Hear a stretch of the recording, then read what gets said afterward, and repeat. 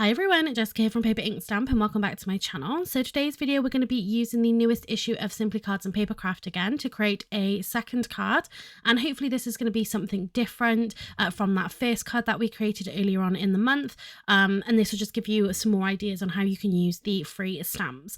So the issue is 254 and we had the really lovely floral stamps, and then we had that embossing folder as well.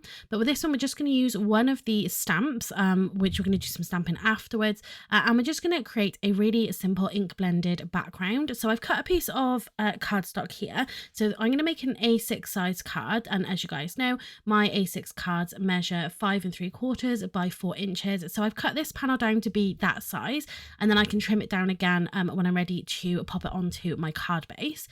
So the colour combination I'm going for here is mustard seed, rusty hinge, and I'm pretty sure it's walnut stain at the bottom. So I just went online and just looked at distress ink combinations, and yeah, I found this one and I thought it would work perfectly with one of the stamps from the stamp set. We're gonna stamp it with black ink, so it's gonna have this really beautiful background with this lovely sort of ombre color, and then you're gonna have the solid stamps, so it works really nicely. So I'm just going back and forth here trying to get my blend. It does look like pants, to be honest with you, on camera, but I think it's just the way that the camera picks it up, but it did get a really nice blend on here. And again, we're going to be stamping over the top of this, so I'm not kind of too worried about how the blend does look. I really love how this card came out. It's super simple if you love ink blending using your inks, and again it is something different, a different technique from the first card that we created.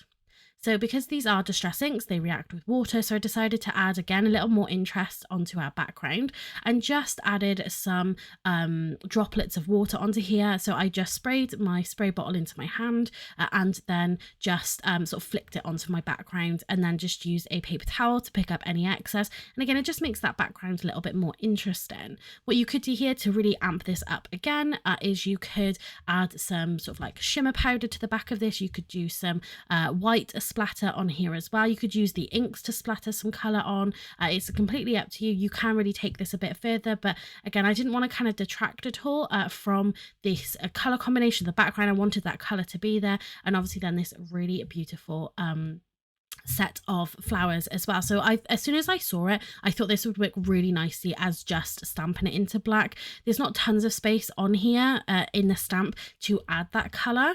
You've only got sort of those small openings, so I thought this would work really nicely to have it as a silhouette set. So I stamped the first and I used my Versafine Onyx black ink.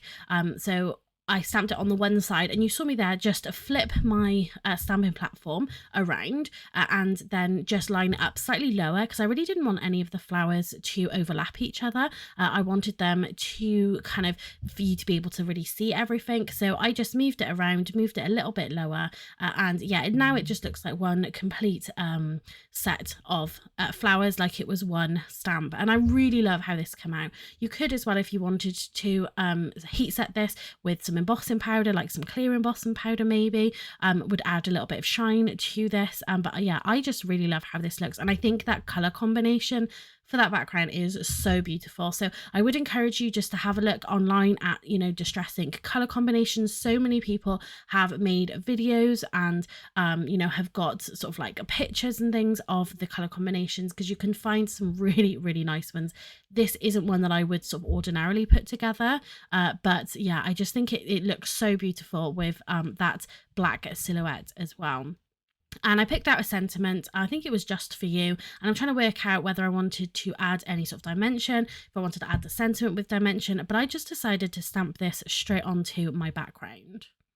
So I'm going to get this stamped just right up into that corner. So again, there's so much that you could do with these, you know, with your cards. Again, like I'm just giving you some suggestions of what you could do in terms of just making it that bit extra. But sometimes a really simple card, just, you know, you got that color, you got that ink blending is the real star of the show here. And yeah, with that silhouette, I think it's just a really simple classic kind of card.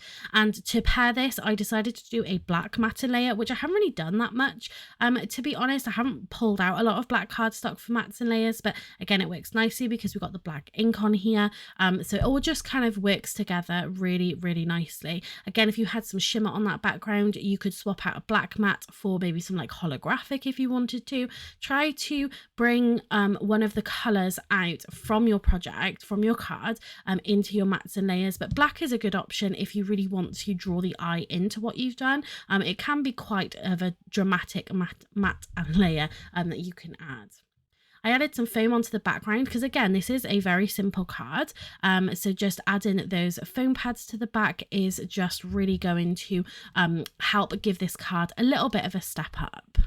And that is literally going to be it for this card project. Like, could you get any quick and simpler than this? This video is like, what, 6 minutes long times 2 speeds. It took me about 12 minutes. You could recreate this card so easily with other color combinations. And, you know, you've got a really great set of cards there. I'm just bringing it closer to the screen so you can see all of that detail in there. But that is going to be it for this video and this card. I do hope you enjoy it. If you have, please give this video a thumbs up. And if you haven't subscribed to my channel, hit that subscribe button so you don't miss out on any future videos.